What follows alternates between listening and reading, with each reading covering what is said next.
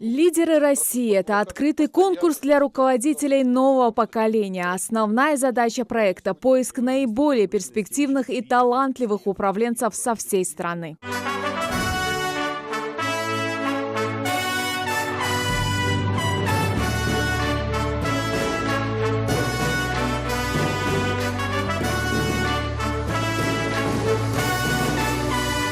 В проекте «Лидеры России» принимают участие целеустремленные, креативные и амбициозные руководители. На этом конкурсе Ингушетию представляли 3 человека, но в полуфинал удалось пройти только одному – Асламбеку Чумакову. Один из наставников проекта, Владимир Мау, подчеркивает, что «Лидеры России» – это не карьерная лестница, а лифт. Наш конкурс создан для того, чтобы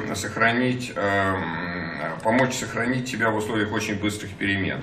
Никогда перемены не происходили так быстро, как вот сейчас. Раньше считалось, что очень быстрое развитие произошло тогда, когда каждое следующее поколение живет иначе, чем предыдущее. Сейчас каждые 10 лет мы живем по-другому. Когда мы уже садимся за стол, то там начинаются страсти, эмоции, да, то есть и там непосредственно надо проявлять себя. Всего на конкурс подали заявку более 6 тысяч человек, и только 136 вошли в региональный полуфинал. Полуфиналисты решают бизнес-кейсы, отвечают на вопросы экспертов. Последние отмечают самых активных участников и отбирают победителей. Одно из обязательных условий финала – разработка социального проекта. Победителям создадут все условия для развития собственного дела, отмечает полпред президента ВСКФО Александр Мотовников. Важно, чтобы наши участники, которые выйдут в финал, они оставались в округе. У нас масса предложений по их трудоустройству.